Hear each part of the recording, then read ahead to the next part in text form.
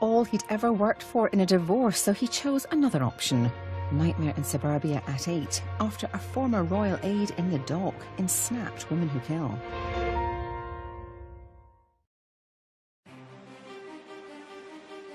It was a Cinderella story, complete with a palace. She was thrilled to bits to be working from Buckingham Palace. And a Prince Charming. She couldn't hardly conceal her delight, you know. Oh, this really lovely man. But when the fairy tale became a murder mystery... Death has been caused, in this case, by a knife into his heart and massive loss of blood. The case captured the imagination of the country. A scorned lover and a vilified member of the royal family. You couldn't write this. But no one knew just how twisted the story would become. It was very distressing to learn the whole scenario of what had happened that night. Well, it was a surprise package, to be frank.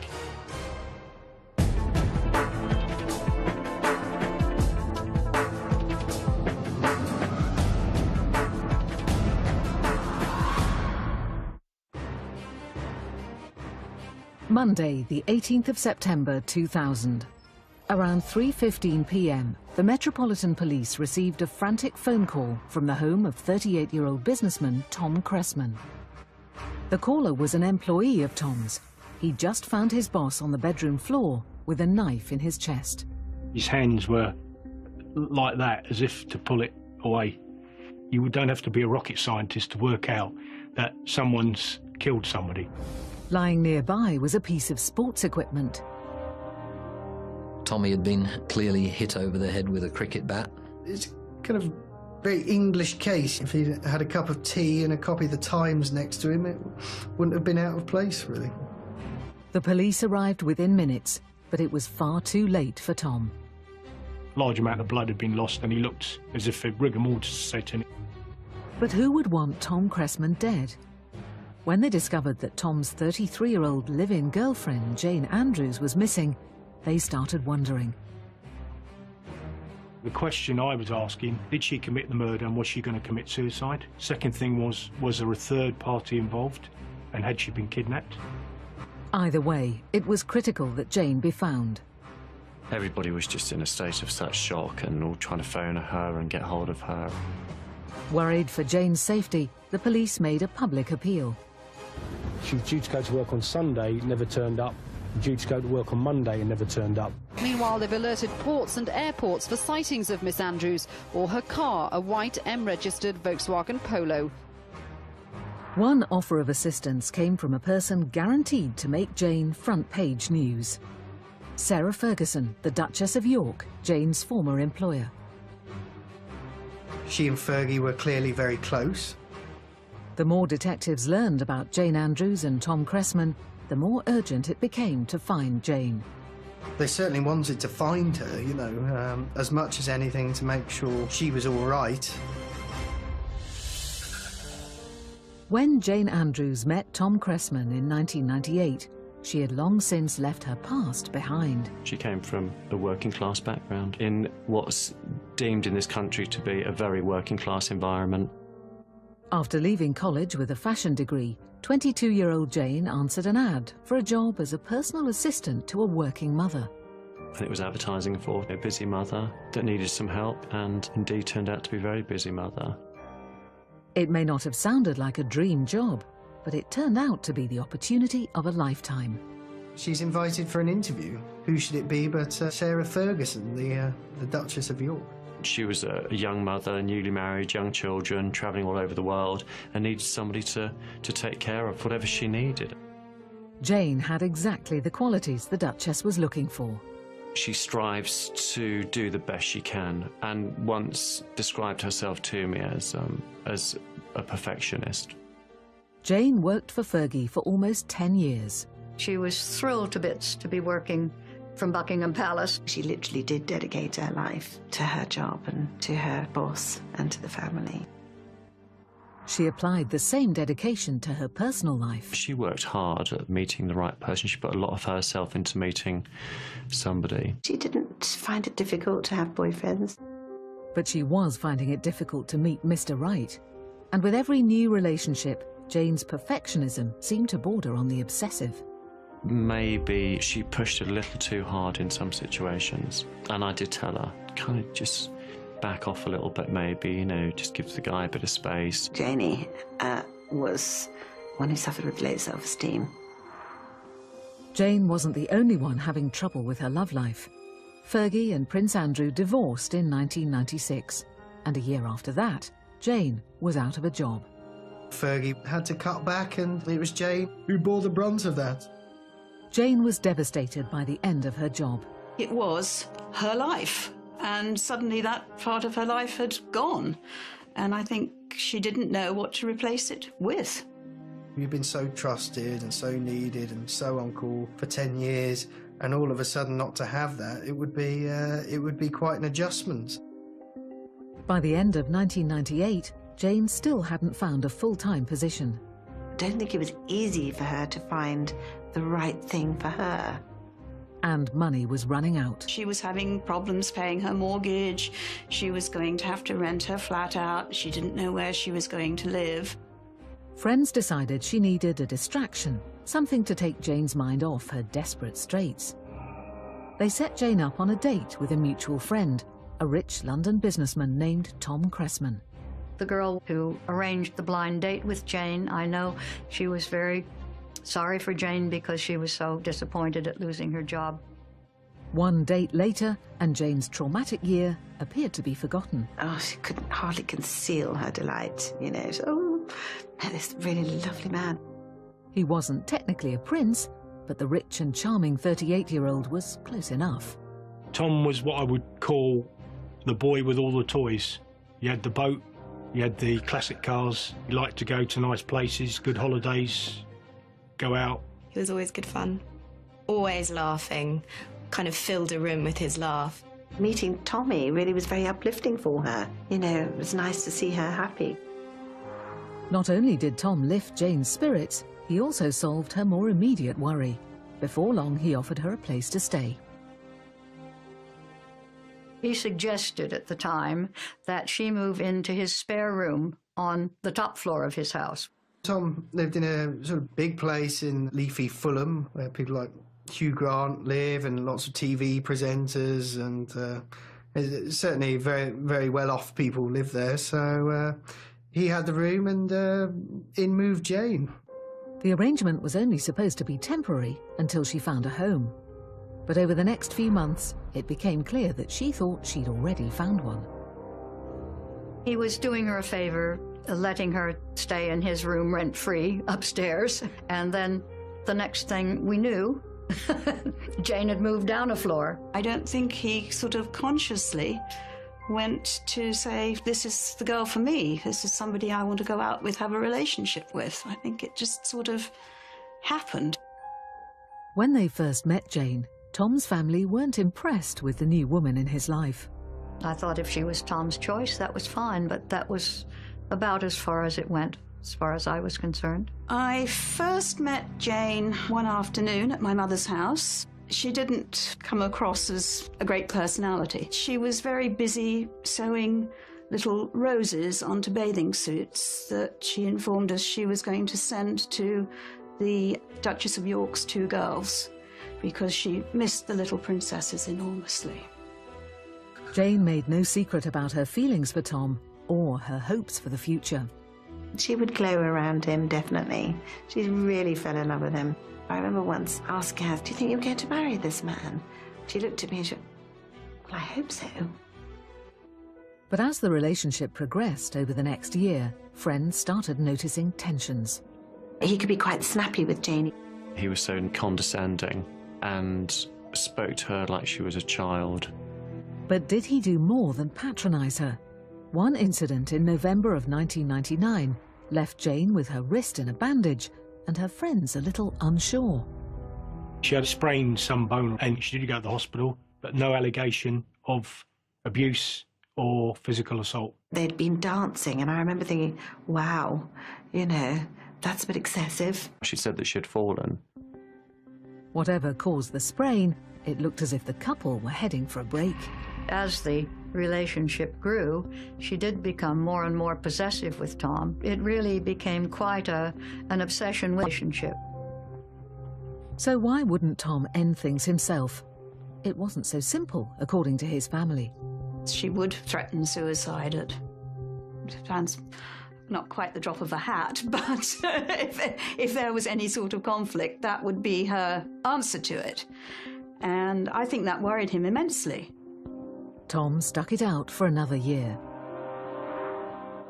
In September of 2000, around their second anniversary, Tom took Jane on a 2-week holiday to the Mediterranean. They spent several days with Tom's family at his mother's home in the south of France. When Tom whisked Jane away to Italy on his boat, Jane seemed sure he had an ulterior motive. It was pretty clear that Jane's expectation on their trip to Italy was that Tommy would probably propose to her. But would the romantic getaway Jane expected lead to a wedding or a funeral? Late Sunday morning, on the 17th of September, Barbara Cressman called her son in London from her home in the south of France. It had been 2 days since Tom and Jane had flown home to England, and when his mother couldn't reach him, she wasn't concerned, at least not at first. I thought, they've gone to have Sunday lunch together somewhere nice, so be it. But when Sunday turned to Monday and still no return call, Barbara began to worry. When she didn't hear from him by Monday afternoon, she tried his office. I called the office and was told that he hadn't come in yet. And then was when I asked one of his employees to go over and see if he was all right. As the hours passed without word, Barbara Cressman began to fear the worst. I'd been sitting in the dark and I just knew something awful was wrong. The phone finally rang late that evening, but the voice on the line wasn't Tom or the employee she'd sent to his house. It was London Metropolitan Police Liaison Officer Paula Marshall. Paula said, "I have to tell you that your son is dead." It's a numbing sort of thing to have anyone tell you. And I just knew that was the kind of news I was going to get. Exactly what had gone wrong, Officer Marshall didn't know. But she did tell Barbara that Jane was missing. None of Jane's friends had seen or heard from her since she and Tom had returned from France, and the police feared for her safety. She hadn't been seen for a couple of days. Her car wasn't there. But when Barbara called to break the news to her other children, she couldn't help voicing her own suspicion about her son's death. She just said, "Kath, she's killed him." Barbara Cressman would return home to bury her son, while the police raced to prevent a second funeral. She seemed to be going in and out of it, almost like conscious, unconscious, slurry, etc. On Tuesday, the 19th of September 2000, the UK woke to sensational headlines. The story broke that rich businessman who lived with a former aide of Fergie had been found murdered in his house, and his girlfriend was missing. The missing girlfriend was 33-year-old Jane Andrews, a former aide to Sarah Ferguson, the Duchess of York. Jane's businessman boyfriend, 38-year-old Tom Cressman, had been found stabbed to death. A friend of mine rang me up and said, "Go and get a newspaper." And I think my first thoughts were, "God, Jenny's dead." I just kind of really believed she would be dead. And then it was like, "No, Tommy's dead." And I'm like, oh. The police had issued an appeal for anyone who might know Jane's whereabouts. Several of Jane's friends immediately tried to reach her on her mobile. I think I must have rang her day and night. It was probably 100 calls, if not 200 calls. I tried to call her, sent her texts, didn't have any response at all. Even Jane's former employer, the Duchess of York, tried to help. The Duchess of York was texting her and phoning her all the time. But as the hours passed with no response, everyone began to wonder, was Jane unwilling to respond, or was she unable? The clock was ticking. While both the police and friends frantically searched for Jane, detectives were busy gathering evidence at the crime scene. The first 24 hours are what we term the golden hour, which means generally if you miss the main clues in those 24 hours, it's very difficult to retrieve them subsequently. Tom's clothes and the position of his body suggested he had been killed sometime during the night. Tom was found in his pyjamas. He was either asleep or getting ready for bed. He'd gone face down between the bed and the wall with his hands over the knife, and the pillow was sort of placed over that gap on top of him. An initial scan of the house revealed Tom had been stabbed with one of his own knives. It was apparent very early on that the murder weapon was a knife from the knife block in the kitchen. A closer examination of the body showed that a knife hadn't been the only weapon used on Tom. And there was an indentation on his forehead. Detectives believed they'd found the answer on the floor near his bed.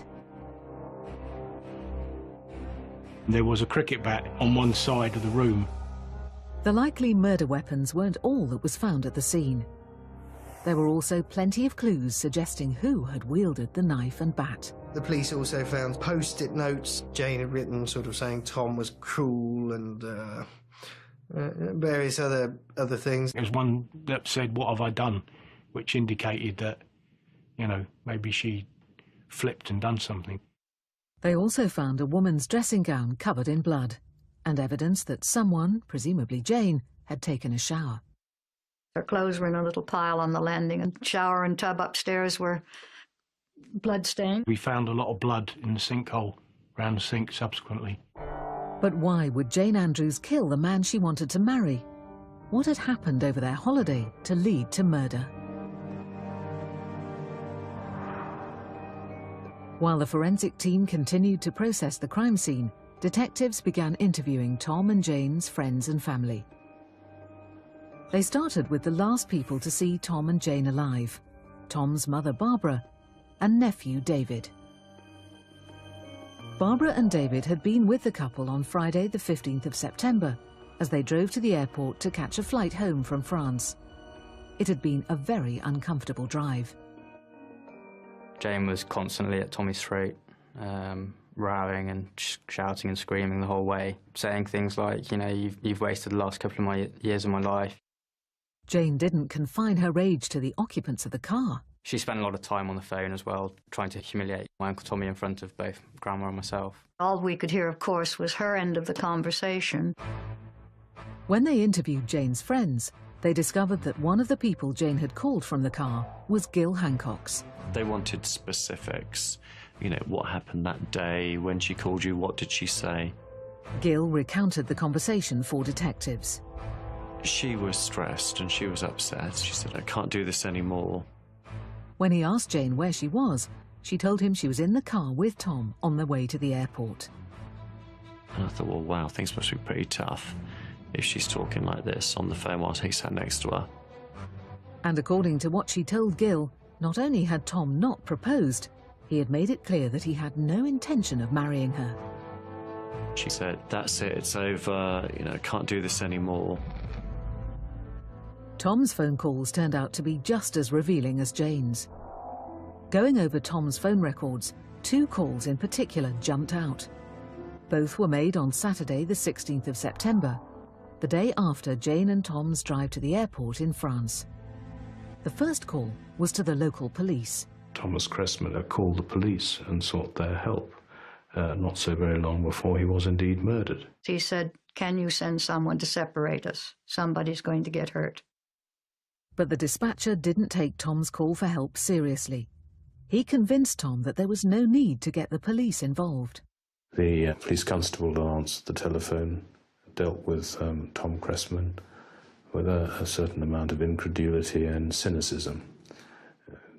Don't ring me complaining that your woman's going to get you. I just feel that as it was a man phoning in regard to domestic violence, that the person on the other end of the phone sort of shrugged his shoulders and said, "Pooh, you know, he doesn't need any help." The second call detectives noted was the last phone call Tom Cressman ever made.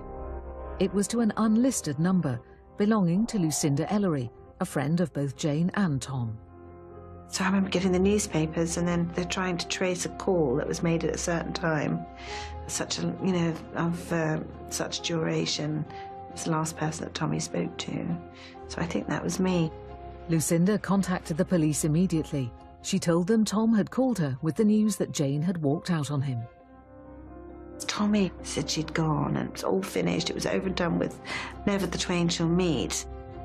According to Lucinda, the words, "she's gone," were barely out of Tom's mouth before Jane came back in the door.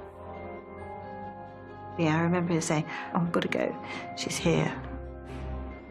No one heard from either Tom or Jane after that. Considering Tom was found dead 2 days later, the implication was obvious. As far as the detectives were concerned, Jane had killed Tom, then fled the scene. I feared she might flee the country because her passport was missing, her credit cards, her mobile phone, and certain other bits and pieces. But just as the police feared she had gone underground, Jane suddenly resurfaced. She phoned friends and texted them. She was suddenly back in contact. According to Jane's texts, worried about Tom. While friends had been attempting to get in touch with her, she'd been just as frantically trying to reach him. Some of her texts would say things like, what's happened to my Tommy?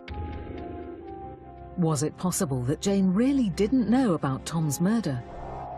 Several of Jane's friends contacted the police when they started receiving her text messages. Even though they now knew she hadn't been abducted, they were still worried for her safety. Some of those messages were conveying suicidal thoughts. Jane's desperation could be due to Tom's death or her guilt. Now that Jane was using her mobile, they were able to narrow down her location. We asked the mobile phone company to cell site where she was, tried to track her phone. Triangulating her phone's signal indicated she was somewhere in Cornwall. I suppose if you're on the run, it's a good place to run to because there aren't many people who live there. They also had help from Jane's friend Lucinda. She'd finally managed to get Jane on the phone in the early hours of Wednesday, the 20th of September. With Jane still on the other line, she immediately contacted the police. According to Jane, she was calling from her car, which meant zeroing in on her exact location wouldn't be easy. I had officers up all night monitoring her whereabouts. They all hoped they would find Jane in time. She spoke to me in a very distant way. She said she couldn't feel her legs. Maybe new information would point to a new suspect. She said he owed money to people and he was being blackmailed. By the morning of Wednesday, the 20th of September 2000, Jane Andrews had been missing for 4 days and wanted by the police for 2. We need to speak to her, A, to make sure she's not going to harm herself, and the second thing was to arrest her and interview her about a possible murder. The victim was Jane's 38-year-old boyfriend, Tom Cressman. Tom had been found stabbed to death on the 18th of September, and evidence at the scene seemed to implicate Jane. Every airport, every seaport, and everywhere where police have a control is alerted to this woman's photograph, details, name, address, all the rest of it. It did look bad for Jane. There's her boyfriend found in a bloody mess, and Jane is nowhere to be seen. When Jane began texting friends, it was clear she wasn't out of harm's way. Jane was completely irrational. Her mental state was hugely fragile. Her emotional state was completely wrung out. You know, the ramblings of a mad person, basically. The police had been tracking Jane all Tuesday night and into Wednesday morning, using mobile phone transmitters. They knew Jane was on the move because she'd also called her friend Lucinda from her car. The police had given me a number, so I had Janie on one phone and the police on the other. She was very cooperative and was actually concerned for Jane's safety because she had the same opinion as me, that she felt she might do something to herself. Lucinda had tried to get Jane to reveal her whereabouts, but Jane herself didn't seem to know. She seemed to be going in and out of it, almost like conscious, unconscious, slurry, etc. She told me she was in a side road, that she could see houses. Around 6:45 a.m, the police finally located Jane's car on the side of the road, about 200 miles west of London. She was eventually caught at the side of a road under a blanket in her car. She wasn't very lively. She'd been sleeping. She complained of being very cold. Jane told the officers she'd overdosed on paracetamol. She was rushed to the nearest hospital. Paracetamol can cause damage to your liver and kidneys. The hospital knew what she'd taken, so they were able to counteract that. Police at the time said another 20 minutes, half an hour, she would have been gone. By that afternoon, Jane's condition had stabilised. She also had visitors in from London. I sent 2 officers to the hospital that she was in to ensure that we retained any evidence that we needed. We had to get the permission of the doctor to sign her off to say she was fit for interview before we did that. While they waited for the doctor to give them the go-ahead, detectives searched Jane's car. We found evidence that she bought clothes en route down, some paperwork, her phone, and some other bits and pieces. None of which told them anything about Tom's murder or Jane's subsequent suicide attempt. But other items in the car did suggest that suicide hadn't been Jane's initial intention. She had access to funds so she could sustain herself. She bought clothes, so she didn't intend to give herself up readily. On the 25th of September 2000, Jane Andrews was discharged from the hospital and into the custody of the Met. She was immediately arrested and taken back to London for questioning. In any major investigation, it's always important to get the suspect to talk so that they give a version of events. And our job as detectives, while she's given that version of events, is either prove or disprove it. When asked what had happened on the night of Saturday, September the 16th, Jane told them someone had broken into the house and attacked Tom. She said, you know, it was an intruder. The detectives immediately dismissed Jane's story. There was no evidence from the house to house or anybody else that a third party was involved. There was obviously no forced entry in the house and so on. Jane said Tom had recently made some dangerous enemies. She said he owed money to people and he was being blackmailed. We interviewed family, friends, business associates. None of them were aware of anything like this. But the police told Jane that what they did have was plenty of evidence that implicated her. Barbara had given us the background about the quarrel. The knife's missing from the kitchen block in the kitchen. There's some post-it notes from Jane. All the facts contradicted her version. Faced with the evidence, Jane broke down. She said, "Yes, I killed him." Jane didn't confess to murder.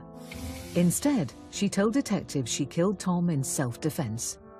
She claimed she'd been driven to murder because of Tom's behaviour that night. Jane told them she and Tom had been fighting from the moment they got back from France on Friday, the 15th of September. On Saturday, things got worse. The core of it was that Tom Cressman treated her badly. He was violent towards her. According to Jane, things got so bad she left the house to calm down. When she came back that evening, she went straight to bed. She thought everything would be all right in the morning, which it had been in the past. But since Tom had been physical with her earlier, Jane said she'd taken precautions, placing the cricket bat and kitchen knife by the side of the bed.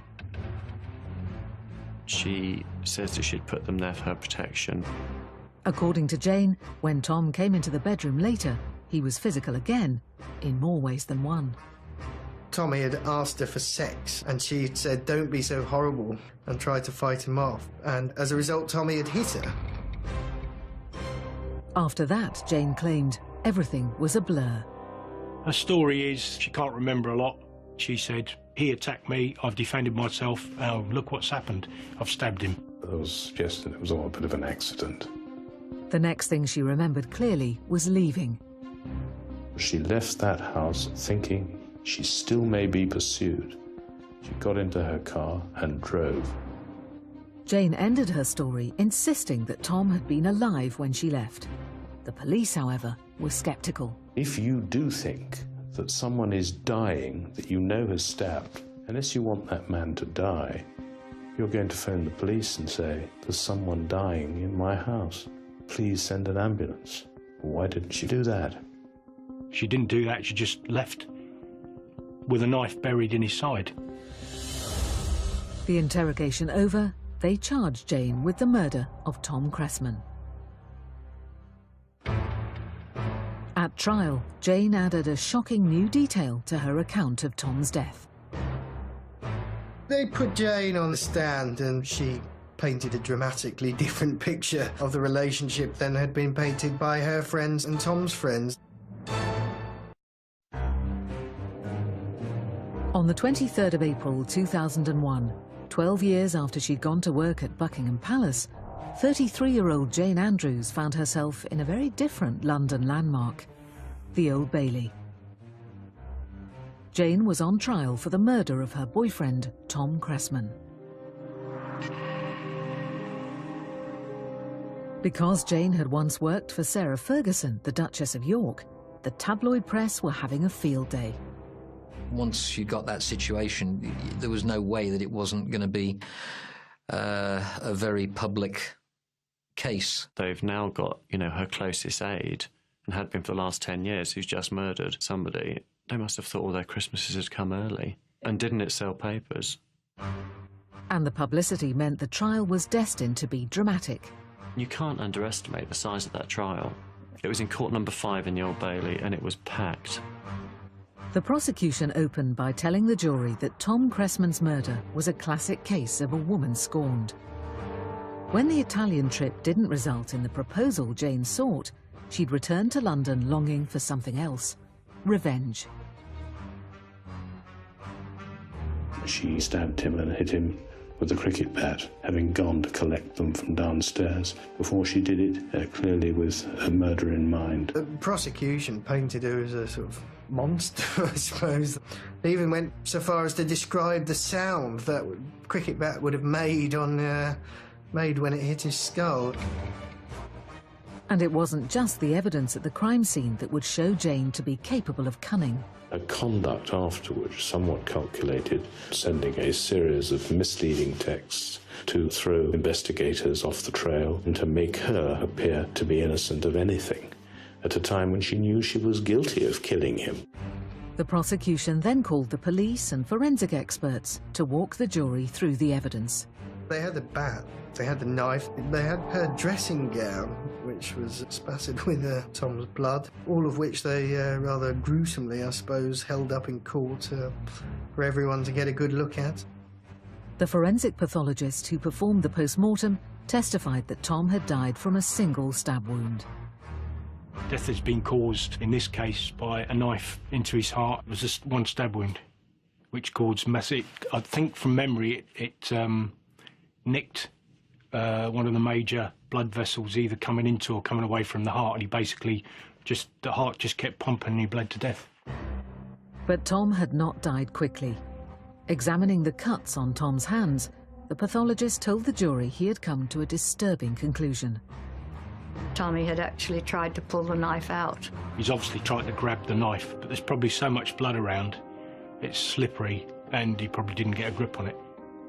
He also testified that Tom had been hit on the forehead, and the cricket bat found near the body was probably the weapon. Detective Jim Dickey testified that another detail from the post-mortem helped them narrow down Tom's time of death to the early morning hours of Sunday, the 17th of September. His family and friends told us that he was as blind as a bat, and he wasn't wearing glasses and he didn't have contact lenses in, which would indicate that he was either sleeping or preparing to sleep. It suggested that Tom had actually been in bed when he was attacked. I think he was probably asleep in bed, or at the very least dozing. Detective Dickey told the jury Tom literally never knew what hit him. If you're falling asleep or asleep and someone hits you, you wake up with a bit of a shock. And before Tom had time to react, Jane struck again, this time with a knife. She must have been either standing or kneeling over him, and it's gone straight into the heart, and basically he bled to death. Tom's family was horrified to hear the details of his last moments. The sadness to me was when I learned Tommy had actually tried to pull the knife out, and she'd just left him there to die. You know, which is just awful. But why had Jane killed the man she had hoped to marry? Both Tom's family and Jane's friends testified about Jane's state of mind before the murder. Tommy finally made it clear to her that he had no intention of marrying her. And this is what she could not bear. She snapped. I think there was just this unbelievable rage, and I think she lost it. Really, really lost it. The prosecution rested its case on the 30th of April. After a decade in the shadows of the Duchess of York, it was Jane's turn in the spotlight. The defence opened by putting her on the stand. They put Jane on the stand and she painted a dramatically different picture of the relationship than had been painted by her friends and Tom's friends. Jane told the jury what she had told the police, that Tom had attacked her, forcing her to defend herself. But now she testified that she hadn't told the police the whole truth. She said he was trying to rape me. He'd done it earlier that day, and here he was doing it again. I could take no more of it. The rape wasn't the first time Tom had physically abused her, according to Jane. She claimed he had put her in casualty after one particularly bad incident. Jane tried to imply that my Uncle Tommy had deliberately broken her wrist one evening when they were having a dinner party back at Tommy's house. At the time, she had told friends she'd slipped and fallen while dancing. The truth, as she told the jury, was that Tom had pushed her. When asked by her defence lawyer if she could explain to the jury why she had stayed with her abuser for so long, Jane made yet another surprising revelation. She was claiming abuse in childhood almost as an excuse for what she'd done. If you're being beaten or if you're being abused, that's normal. Maybe that does become normal because that is your normal life. On the 2nd of May, the prosecutor began his cross-examination by asking Jane why she hadn't told the police about the rape. When she came to the police station or the hospital, we would have taken swabs, we would have had her examined appropriately, and if that had been the case, we would have obtained evidence to support that. Jane's answer was simple. She said she was embarrassed and hadn't told them, which might well have been the case. The prosecutor then asked why, after having left, she'd returned to the house the night of the murder. She had gone away when she came back. If you had walked away from an abusive relationship, why go back? And after coming back, why had she got into bed with her alleged abuser? Jane conceded even she didn't understand why. She was actually quite candid. She sort of said it didn't make any sense and that she was tired and she just wanted to go back to bed. Then the prosecutor confronted Jane with a piece of evidence the police had recovered from her car after her arrest. Brand new thong underwear, bought just hours after leaving the crime scene. She said that she had left the house in a hurry and needed something to wear. I questioned the thong as the garment of choice. By the second day of cross-examination, Jane's composure was beginning to crack. The prosecution basically made her look like she was changing. She'd changed her story and finally settled on one. On the 3rd of May, after 3 grueling days on the stand, Jane finally reached her breaking point. When the prosecutor asked Jane about her alleged childhood abuse, she broke down. It was genuine emotional collapse. It was quite apparent to us all. After 3 weeks of trial and 2 days of deliberations, the jury of 10 women and 2 men had reached a verdict. In big trials, the moment of delivery of the verdict is a moment of very considerable tension and drama. Jane's trial had already had more than the usual share of dramatic moments, including Jane's shocking testimony that Tom had raped her. Though it was a surprise package, to be frank. Had the jury believed her allegations, Tom's family were worried when the jury foreman rose to read the verdict. The judge kept saying, if there's reasonable doubt, if there's reasonable doubt, if there's reasonable doubt. And we were all like, oh God, what if they feel that there is? There was also the matter of Jane's collapse on the stand 2 weeks earlier. How would that affect the jury's decision? Her circumstances were unusual, and her vulnerabilities are understandable. There was always an element of doubt in my own mind that the result of the verdict might not go in our favour. The jurors didn't harbour any such doubts, apparently. They found Jane Andrews guilty of Tom Cressman's murder. A lot of the things that Jane said at the trial were lies. And I was very happy that the jury recognized them as lies. She was clearly a vulnerable individual, but that vulnerability, in the view of the jury, was not to be typified by a sense of diminished responsibility, as we call it, for the act of killing. The judge sentenced Jane to life in prison. The judge called it a brutal attack.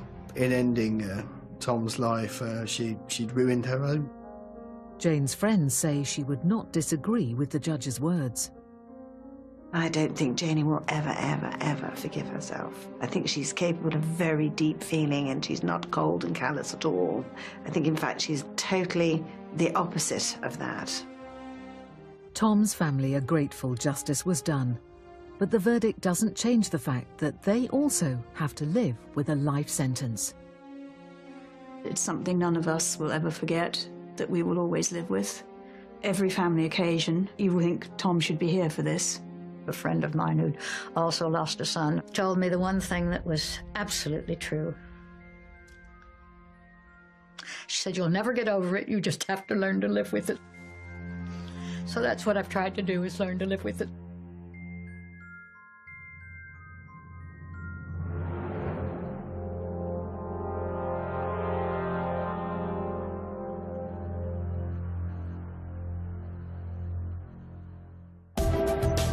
She murdered her mother and then chased down her little brother because he'd seen too much. A horrifying case tonight at 10 in brand new Evil Up Close.